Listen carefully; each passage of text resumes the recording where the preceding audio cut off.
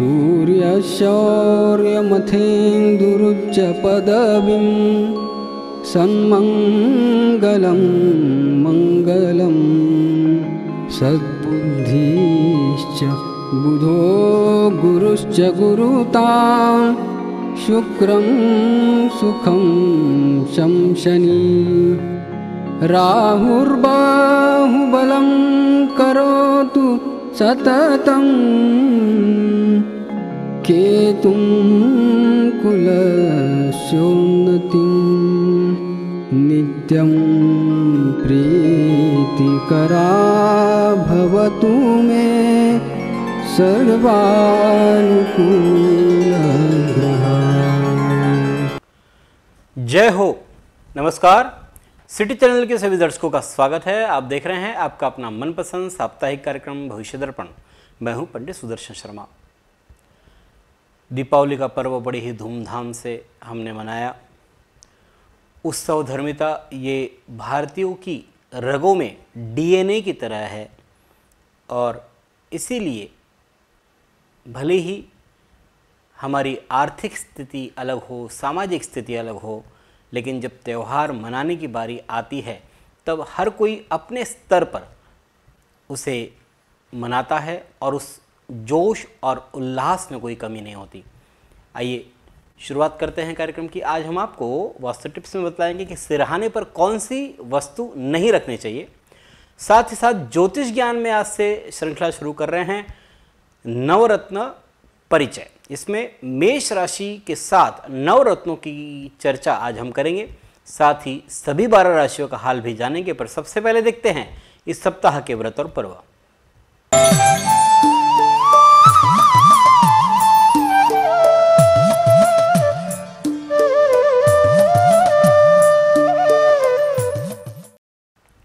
इस सप्ताह सोमवार 31 अक्टूबर को मंगल महाराज ये वक्री हो रहे हैं और मंगल और वक्रस्थ जो बल ग्रह होते हैं वो बलवान होते हैं। इसलिए अब जो विश्व की यदि हम परिदृश्य की बात करते हैं तो और ज़्यादा जो परमाणु युद्ध का जो खतरा हमें लग रहा था वो परिस्थिति बन सकती है। मंगलवार 1 नवंबर को दुर्गाष्टमी है और इसी दिन गोपाष्टमी भी है। भगवान श्री कृष्ण ने इसी दिन गो पूजन किया था और गायें चराना प्रारंभ किया था। साथ ही साथ इसी दिन समुद्र मंथन से जो अलग अलग जो वस्तुएं निकली थी, कामधेनु गौ माता का प्राकट्य इसी दिन हुआ था, इसीलिए इसे गोपाष्टमी कहते हैं।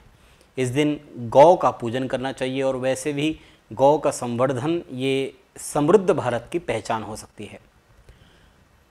बुधवार 2 नवंबर को आंवला नवमी है, इसे कुष्मांड नवमी भी कहते हैं। मान्यता है कि कार्तिक शुक्ल तृतीया से नवमी पर्यंत इंद्र ने बारिश की और भगवान ने गोवर्धन पर्वत को धारण किया था।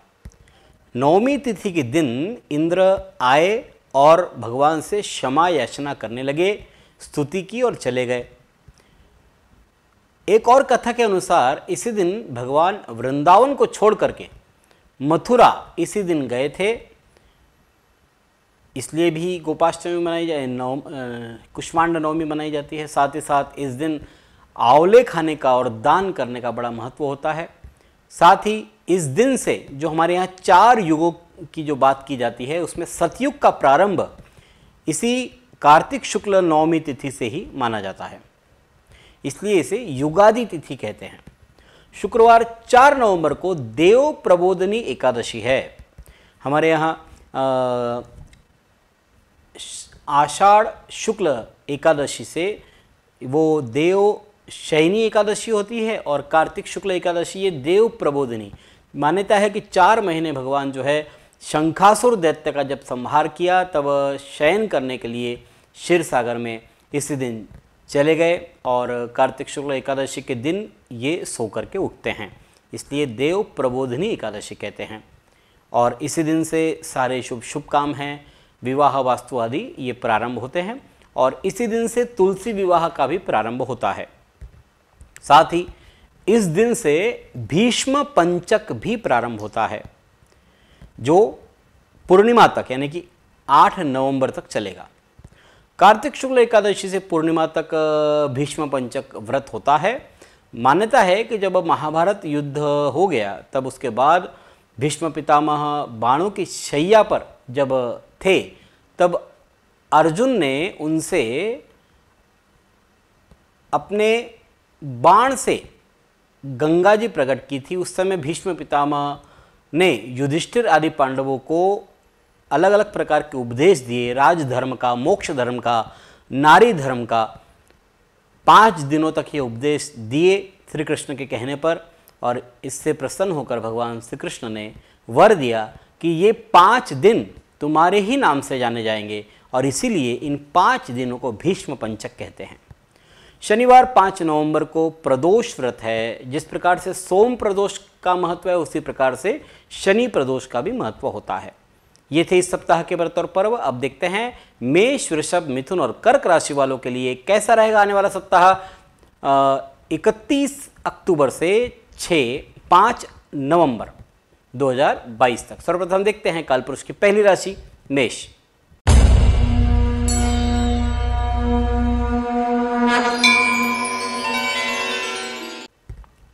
मंगल मेष राशि के अधिपति। सोमवार मंगलवार की बात करते हैं तो प्रोफेशनल मोर्चे पर शत्रु सिर उठाने का प्रयास करेंगे, इसलिए कामकाज के हर स्तर पर सतर्कता बरतें। सार्वजनिक जीवन से जुड़े लोगों के साथ आपके संबंधों में निकटता आ सकती है। बुधवार की बात करते हैं तो व्यवसायिक क्षेत्र में स्पर्धा के सामने आपको टिकना होगा। आपको अपने किसी अहम काम के लिए किसी व्यक्ति से कोई मदद चाहिए और आखिरी समय पर आपका काम पूरा भी हो जाएगा। गुरुवार शुक्रवार की बात करते हैं तो आपकी सृजनात्मक और कलात्मक शक्तियों में वृद्धि हो रही है। उत्साह सतर्कता से कार्यों को अंजाम देंगे। घर पर मेहमानों के आने से शोर बढ़ रहा है, खुशियां भी बढ़ेगी। शनिवार रविवार आमदनी कम और खर्च में वृद्धि हो रही है। अगर कोई आपके साथ गलत व्यवहार करे तब नम्रता से अपनी बात कहें, वहां से निकल ले, सब ठीक हो जाएगा। यह सप्ताह शनिवार रविवार प्रतिकूल शेष समय आपके लिए अनुकूल है। देखते हैं कालपुरुष की दूसरी राशि वृषभ।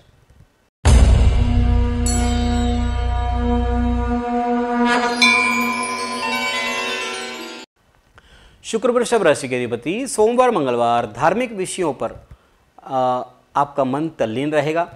किसी भी कार्य को दृढ़ मनोबल और आत्मविश्वास के साथ आप कर पाएंगे। सत्पुरुषों के संग से लाभ होगा।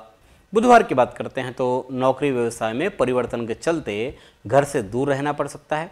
यात्रा आदि करने से पहले अपने इष्ट का स्मरण अवश्य करें।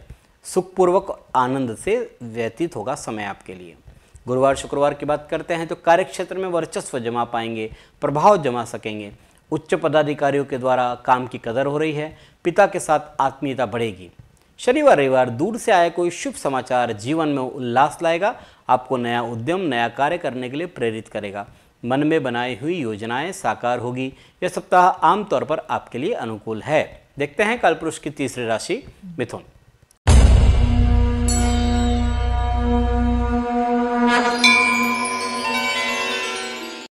मिथुन राशि के अधिपति बुध है। सोमवार मंगलवार कुटुंबीजनों और सगे संबंधियों के साथ खूब संभल करके रहना पड़ेगा। आपके तानाशाही रवैये के चलते विरोध का सामना करना पड़ेगा। बुधवार की बात करते हैं तो जीवन साथी के साथ कलह की स्थिति रह सकती है, इसलिए ठोस निर्णय नहीं ले सकेंगे। नौकरी पेशा लोगों की बॉस से अनबन भी हो सकती है। गुरुवार शुक्रवार देव आराधना करें, इससे न केवल मन शांत रहेगा बल्कि आने वाला जो कष्ट है वो भी कम होगा। सेवार्थ कुछ समय बिताना चाहिए। किसी किस्मत का सितारा बुलंद है। शनिवार और रविवार कार्यालय या व्यावसायिक स्थल पर काम का भार अधिक रहेगा। उन संस्थानों से आपके काम को प्राथमिकता मिल रही है जहां अभी तक ध्यान नहीं दिया जा रहा था। अपनी कलात्मक सूझ को निखार सकते हैं। यह सप्ताह सोमवार से बुधवार प्रतिकूल शेष समय आपके लिए अनुकूल है। देखते हैं कालपुरुष की चौथी राशि कर्क।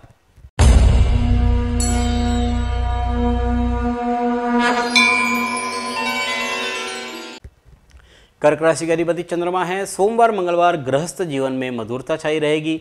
अपने पार्टनर से राय ले, फायदा होगा। बौद्धिक और लेखन के कार्यों में सक्रिय आप बने रहेंगे। बुधवार की बात करते हैं तो हर्षोल्लासपूर्ण वातावरण रहेगा। पार्टी, पिकनिक, प्रवास, सुंदर भोजन, वस्त्र परिधान, ये विशेषता रह सकती है। पार्टनर की इच्छा पूरी करेंगे। प्यार बढ़ रहा है। गुरुवार शुक्रवार वैवाहिक जीवन में संदेह घातक साबित हो सकता है। बॉस से बेकार की बहस से बचें। जीवन साथी का स्वास्थ्य भी चिंता का कारण बन सकता है। शनिवार रविवार धार्मिक कृत्यों में समय देने से लाभ होगा। भविष्य में होने वाले मांगलिक कार्यक्रमों के योग बन रहे हैं। सामाजिक कार्यों में आप सदैव ही तत्पर रहते हैं। यह सप्ताह गुरुवार शुक्रवार प्रतिकूल, शेष समय आपके लिए अनुकूल है। अब देखते हैं वास्तु टिप्स।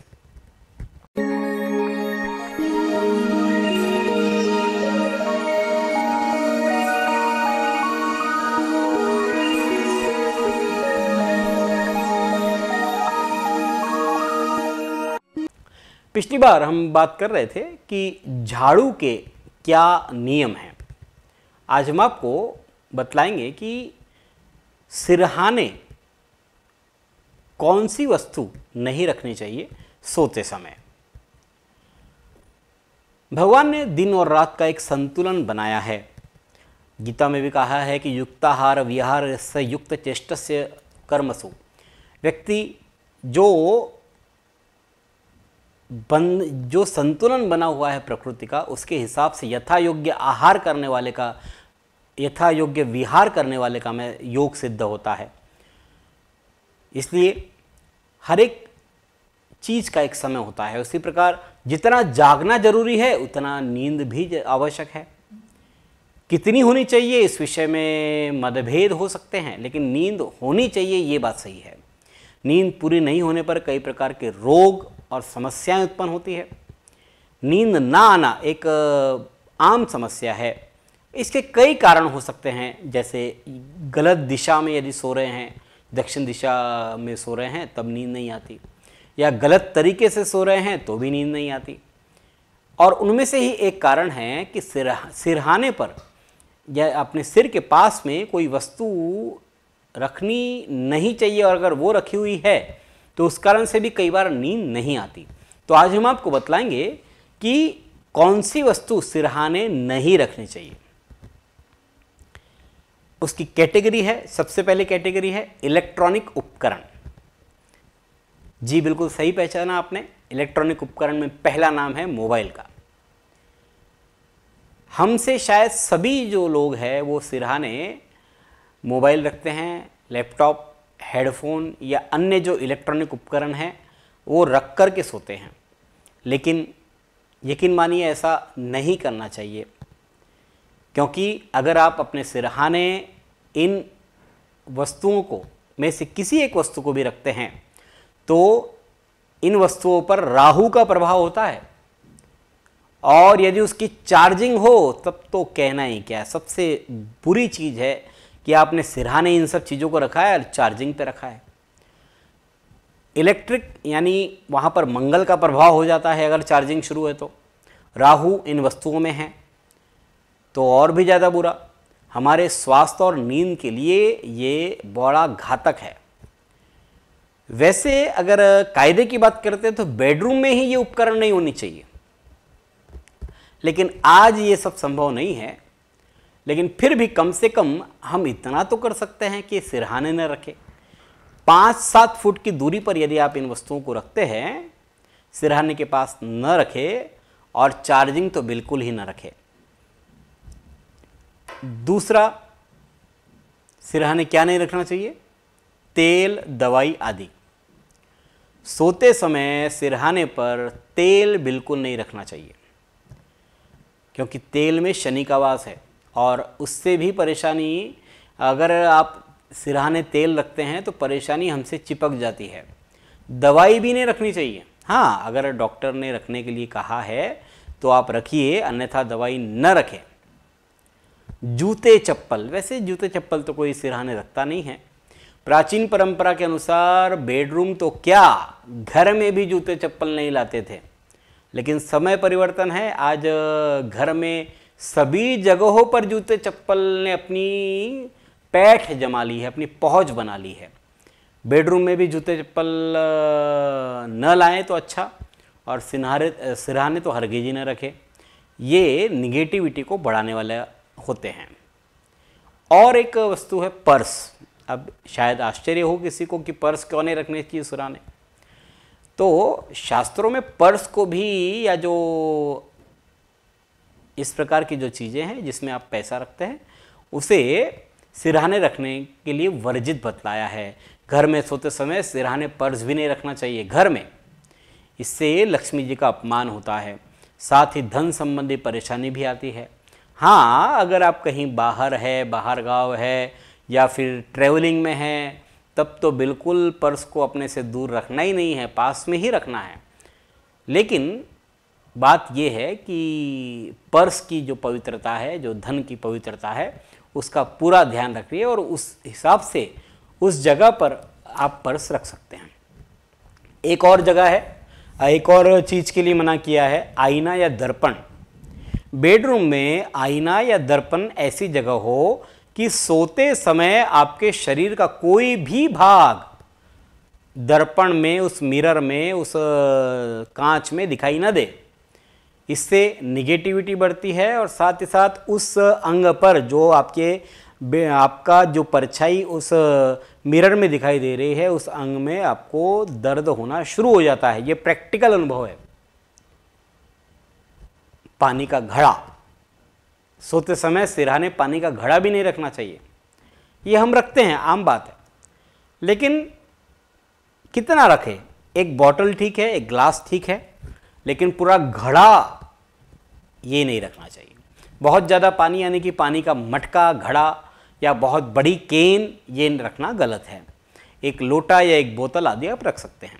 इस प्रकार से सोते समय सिरहाने पर जितना कम से कम सामान आप रखते हैं, सोते समय रक्त संचार आपका सामान्य होता है।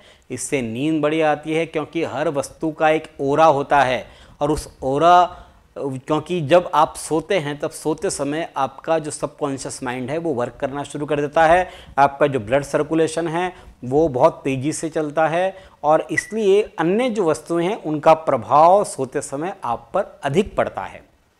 इसलिए कम से कम सामान सिरहाने पर रखिए और जिन वस्तुओं के लिए मना किया है वो तो न ही रखें तो अच्छा है। अब देखते हैं सिंह, कन्या, तुला और वृश्चिक राशि वालों के लिए कैसा रहेगा आने वाला सप्ताह। सबसे पहले सिंह राशि।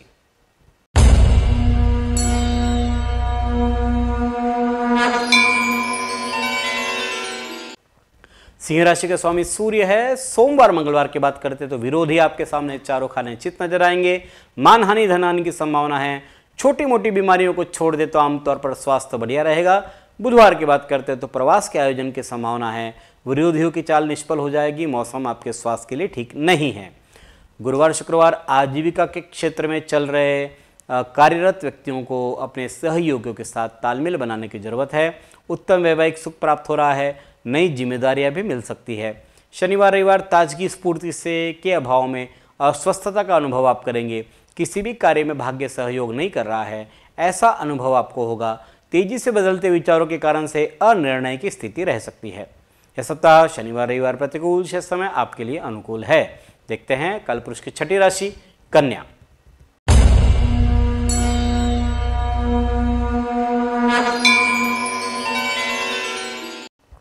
कन्या राशि के अधिपति बुध है। सोमवार मंगलवार व्यापार में नए आइडिया से लाभ हो रहा है। प्रतियोगिता से घबराए नहीं, इसका आनंद उठाइए और फिर देखिए काम करने में कितना मजा आता है। किसी जरूरतमंद की मदद आपके दिल को खुशी देगी। बुधवार की बात करते हैं तो विद्यार्थियों के लिए समय अच्छा है।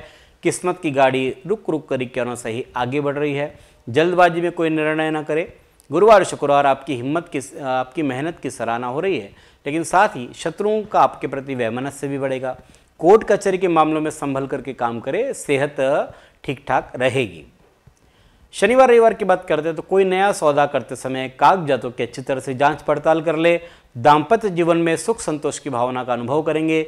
मनोरंजन की दुनिया की सैर भी आप कर सकते हैं। यह सप्ताह आमतौर पर आपके लिए अनुकूल है। देखते हैं कालपुरुष की सातवीं राशि तुला।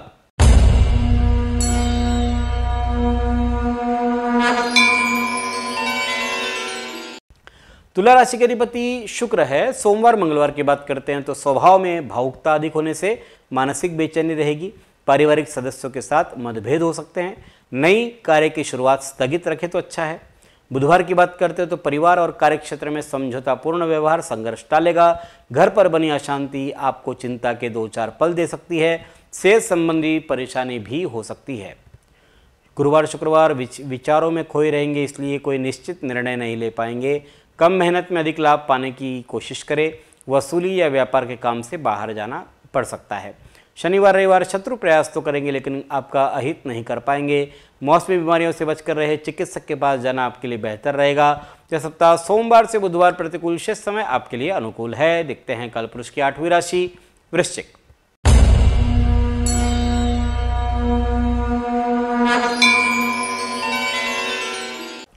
वृश्चिक राशि के अधिपति मंगल है। सोमवार मंगलवार खुशियों में इजाफा हो रहा है। भाइयों और स्नेहीजनों के साथ संबंध अच्छे रहेंगे। भौतिक सामान खरीदने से वैभव बढ़ रहा है। बुधवार की बात करते हो तो समय के प्रबंधन से कई रुके कार्य कर सकते हैं। परिवार की कोई समस्या को सुलझाने का प्रयास करें। वाणी की मधुरता आपको नए संबंध बनाने में काम आएगी। गुरुवार शुक्रवार धन के अपव्यय से बचे। अधिक लालच के कारण से ठगे जा सकते हैं। महिलाओं के साथ व्यवहार में सावधानी बरते। स्वास्थ्य आपका थोड़ा नरवंगरा रहेगा। शनिवार रविवार स्वभाव में हठीलापन रहेगा। जब अपनी सोच काम न कर रही हो तब किसी योग्य और विश्वासपात्र व्यक्ति की सलाह के अनुसार काम करना उचित रहेगा। संतान के प्रश्नों के कारण से चिंता रहेगी। यह सप्ताह गुरुवार शुक्रवार प्रतिकूल, शेष समय आपके लिए अनुकूल है। अब देखते हैं ज्योतिष ज्ञान।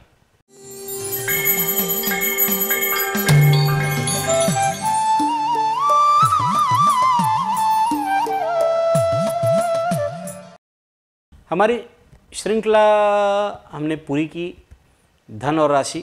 इसके बाद पिछले सप्ताह हमने लक्ष्मी प्राप्ति के सरल और अनुभवी टोटके बतलाए, उपाय बतलाए। आज से एक और श्रृंखला प्रारंभ करने जा रहे हैं, नवरत्न और राशि। इसमें हम प्रत्येक राशि के लिए नवग्रहों के जो नवरत्न हैं उनका क्या परिणाम है, पहनना चाहिए क्या नहीं पहनना चाहिए, इस विषय में हम आपको जानकारी देंगे। आज हम पहली राशि मेष राशि के साथ नवरत्नों का क्या संबंध है उसकी बात करेंगे।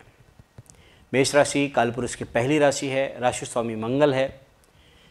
मेष राशि ये अग्नि तत्व, फायर एलिमेंट है और चर राशि है। वहीं जो राशि स्वामी मंगल है वो भी अग्नि तत्व है। माणिक की बात करते हैं सबसे पहले। तो माणिक ये सूर्य का रत्न है और मेष राशि वालों के लिए माणिक विद्या बुद्धि को बढ़ाने वाला होता है। पंचम स्थान का स्वामी हो जाता है सूर्य, पंचमेश का रत्न है। साथ ही संतान से संबंधी परेशानी भी माणिक पहनने से दूर होती है, इसलिए माणिक पहना जा सकता है। मोती, मोती ये मोती ये चंद्रमा से संबंधित रत्न है और मेष राशि वालों के लिए चतुर्थ भाव का सुखेश का ये रत्न है। मोती बढ़िया होता है आमतौर पर। मोती से मन में प्रसन्नता बढ़ती है। साथ ही साथ माँ से स्नेह और आशीर्वाद भी प्राप्त होता है। तो आमतौर पर मेष जातक मोती पहन सकते हैं। मूंगा, मूंगा ये मेष राशि वालों के लिए घर का ही रत्न समझ लीजिए, क्योंकि मंगल का संबंध मूंगे से है, परंतु ये लग्नेश भी हो जाता है और अष्टमेश भी होता है। तो इसलिए वैसे शारीरिक स्वास्थ्य के लिए, वृद्धि करने के लिए मूंगा धारण किया जा सकता है, ऊर्जा भी देता है। लेकिन मंगल यदि आपके व्यय भाव में है या अष्टम में है या शत्रु की राशि में है तब तो मूंगा नहीं पहनना चाहिए।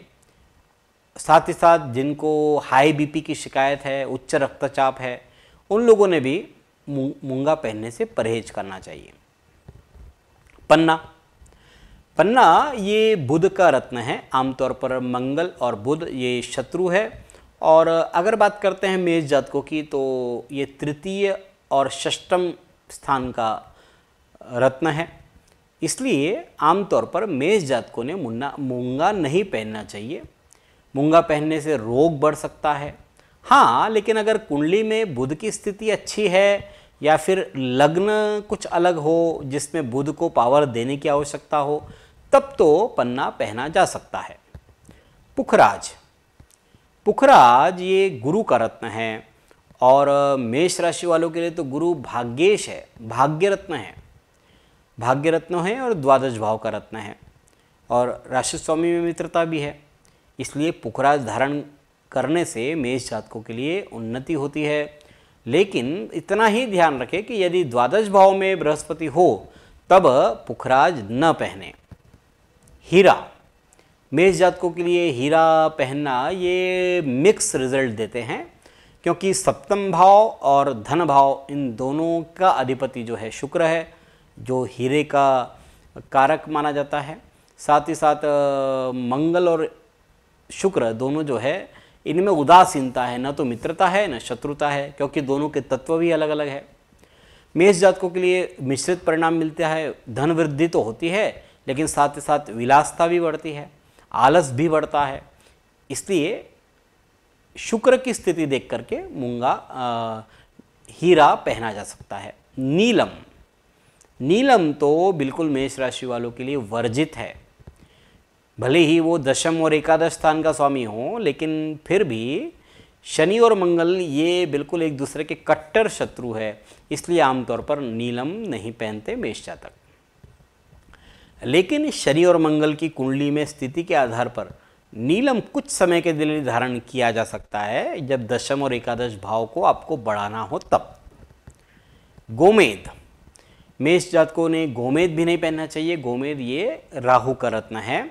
राहु और मंगल दोनों शत्रु है, और गोमेद धारण करने से मन में निराशा के भाव आते हैं, राहु का प्रभाव बढ़ता है, इसलिए नहीं पहनना चाहिए। लहसुनिया, लहसुनिया भी नहीं पहनना चाहिए। ये केतु का रत्न है। केतु मंगल शत्रु है आपस में। केतु यदि शुभ स्थिति में हो तो कुछ समय के लिए पहना जा सकता है, लेकिन आमतौर पर नहीं पहनना चाहिए। इस प्रकार से मेष जातकों के लिए आमतौर पर माणिक, मोती, मूंगा और पुखराज, ये चार जो रत्न हैं ये अच्छे होते हैं। लेकिन कोई भी रत्न धारण करने के पहले किसी अच्छे विद्वान ज्योतिषी को कुंडली दिखा करके, राशि के हिसाब से नहीं पहनना चाहिए कि मेष राशि है तो मूंगा पहन लो, वृषभ राशि है तो हीरा पहन लो, ये काम नहीं करना चाहिए। कुंडली दिखा करके उसके बाद ही कोई भी रत्न धारण करना चाहिए। अगले सप्ताह हम आपको वृषभ राशि के साथ नवरत्नों का क्या परिणाम मिलता है उस विषय में जानकारी देंगे। अब बढ़ते हैं, जानते हैं धनु, मकर, कुंभ और मीन राशि वालों का हाल। सबसे पहले धनु राशि।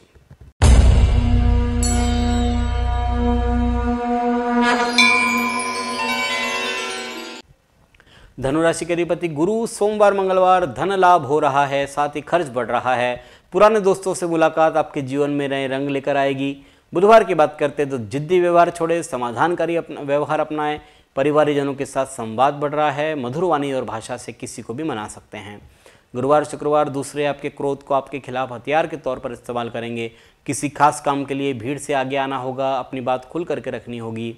शनिवार रविवार मानसिक शांति के लिए अपनी भावनाओं पर काबू रखें। कोई आप पर नज़र रख रहा है, इसलिए काम को ईमानदारी से करें। यह सप्ताह शनिवार रविवार प्रतिकूल, शेष समय आपके लिए अनुकूल है। देखते हैं कालपुरुष की 10वीं राशि मकर।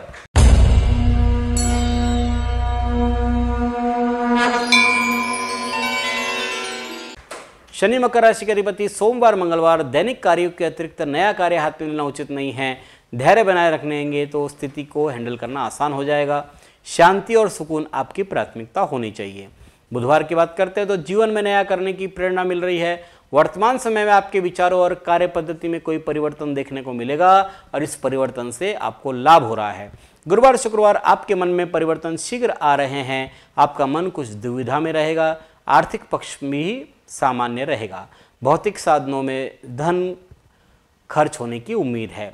शनिवार रविवार दूसरे लोग फैसले के लिए आपकी कुशलता योग्यता पर निर्भर कर रहे हैं। बुजुर्गों का आशीर्वाद भी प्राप्त कर सकते हैं। यह सप्ताह आमतौर पर आपके लिए अनुकूल है। देखते हैं कालपुरुष की 11वीं राशि कुंभ।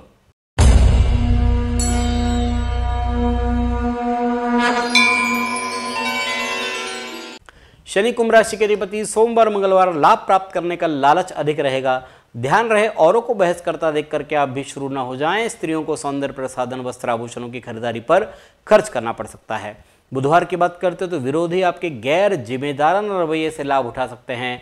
मन से नकारात्मक विचारों को निकाल देने की सलाह है। गुरुवार शुक्रवार ताजगी स्फूर्ति से परिपूर्ण रहेंगे। अच्छे परिणाम देने वाले उपायों पर ध्यान दें।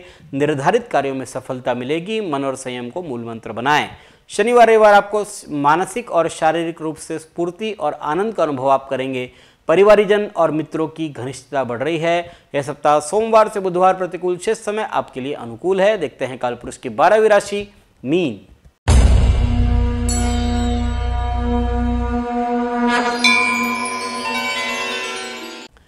गुरु मीन राशि के अधिपति सोमवार मंगलवार की बात करते हैं तो बौद्धिक और तार्किक विचार विनिमय हो रहा है। मित्रों और बुजुर्गों का सहयोग मिलेगा। सुनहरे पलों का आनंद ले, क्योंकि यही पल आके जाकर के मीठी यादें बन सकती है। बुधवार की बात करते तो आपके प्रत्येक काम को आत्मविश्वास के साथ ठीक ढंग से संपन्न कर सकेंगे।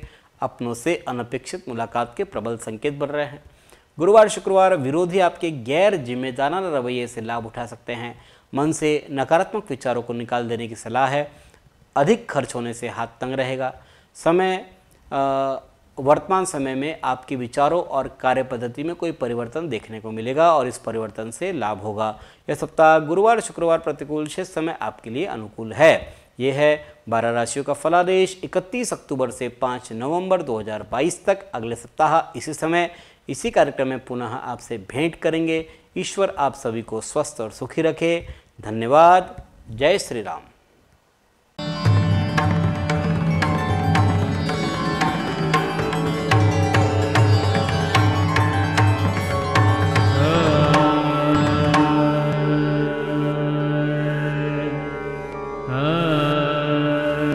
वर्षों से अपने ज्ञान से हजारों दर्शकों का मार्गदर्शन और समस्या निराकरण करने वाले आपके अपने पंडित सुदर्शन शर्मा शास्त्री जी से आप व्यक्तिगत समाधान पा सकते हैं। कंप्यूटर कुंडली, ज्योतिष मार्गदर्शन, वास्तु विजिट, रत्न उपरत्न, श्रीमद् भागवत कथा के लिए संपर्क करें पंडित सुदर्शन ओम प्रकाश शर्मा, ओम ज्योतिष कार्यालय, न्यू राधा किशन प्लॉट, महसूल भवन के पास, Akola. Phone number 0724244072, mobile number 9422860311, 9822227765। जो दर्शक व्यक्तिगत नहीं मिल सकते वे वेबसाइट के माध्यम से भी जुड़ सकते हैं। वेब एड्रेस है www.panditsudarshan.com।